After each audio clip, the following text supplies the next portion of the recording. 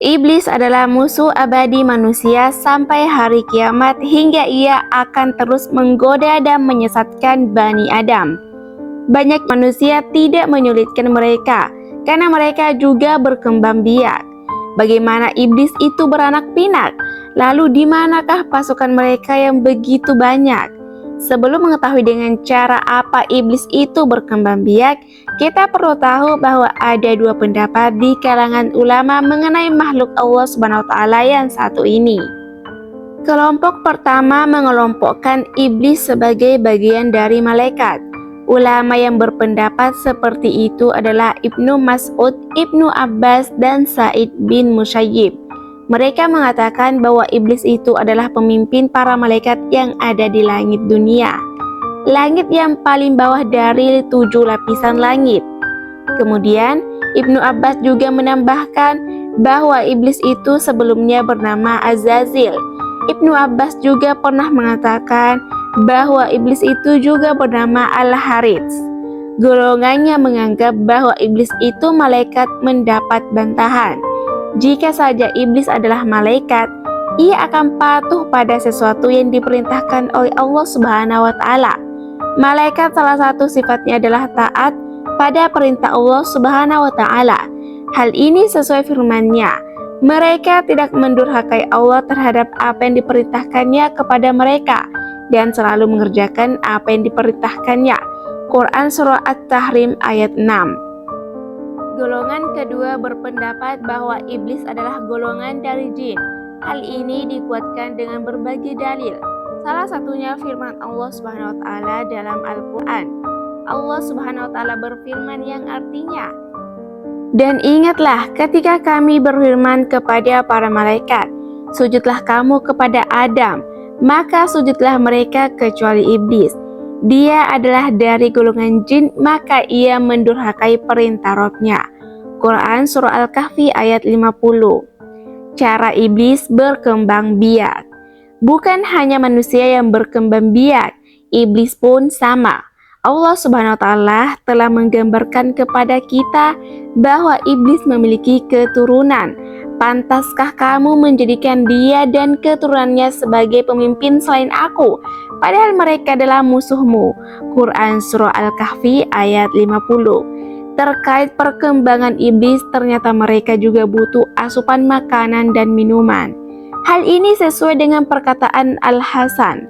Beliau berkata, mereka makan dan minum, sedangkan malaikat tidak berkembang biak, tidak makan dan tidak minum. Hal itu pun mengindikasikan bahwa iblis merupakan golongan jin, bukan golongan malaikat.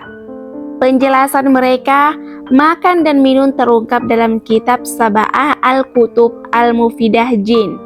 Mereka makan, minum, menikah, dan melahirkan. Perkembangan jin dan manusia jika dibandingkan adalah 9:1. Hal ini sesuai dengan perkataan Abdullah Umar. Sesungguhnya Allah membagikan manusia dan jin itu dalam 10 bagian. 9 bagian adalah jin dan 1 bagian adalah manusia. Tidak seorang pun manusia yang melahirkan seorang anak, kecuali jin melahirkan 9 anak. Hadis riwayat Ibnu Abdil Bar, Ibnu Jarir, Hakim, dan Ibnu Abi Hatim. Jika melihat perbandingan, tentu saja jumlah mereka lebih banyak daripada manusia. Dalam penjelasan lain dijelaskan bahwa jin, khususnya iblis, berkembang biak dengan cara yang lain. Iblis menghasilkan keturunannya dengan cara bertelur. Hal itu sesuai dengan perkataan Ibnu Abbas. Ketika iblis diturunkan di bumi, dia menikahi dirinya sendiri dan membuahkan 4 telur yang terpisah. Di setiap sudut bumi diberi 1 telur. Jadi semua setan yang ada di penjuru bumi ini adalah dari telur-telur tersebut. Penjelasan terperinci mengenai cara iblis bertelur terdapat dalam kitab tafsir Imam Al-Qurtubi.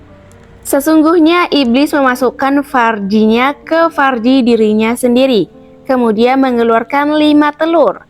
Ini adalah asal keturunan iblis.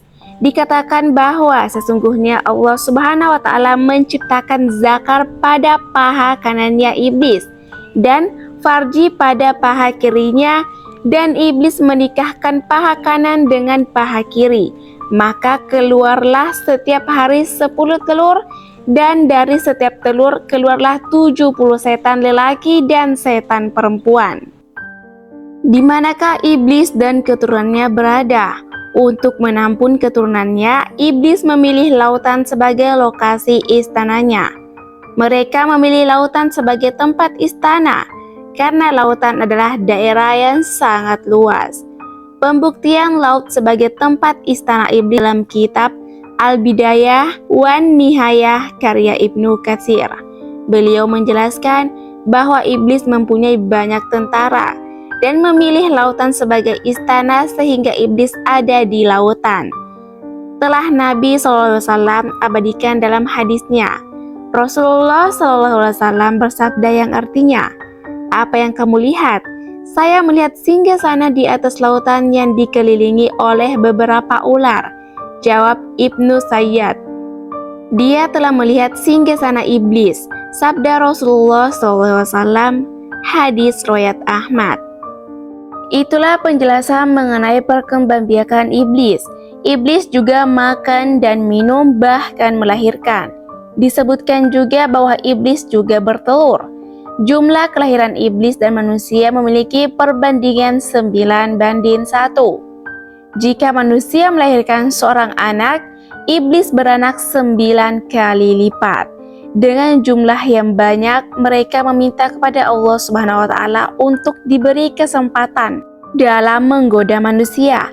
Hal ini sesuai firman-Nya yang artinya, ia iblis berkata, "Terangkanlah kepadaku, inikah yang lebih engkau muliakan daripada aku? Sekiranya engkau memberi waktu kepadaku sampai hari kiamat, pasti akan aku sesatkan keturunannya kecuali sebagian kecil." Dia Allah berfirman, "Pergilah, tetapi barang siapa di antara mereka yang mengikuti kamu, maka sungguh neraka jahanamlah balasanmu semua sebagai pembalasan yang cukup." Quran Surah Al-Isra ayat 62-63.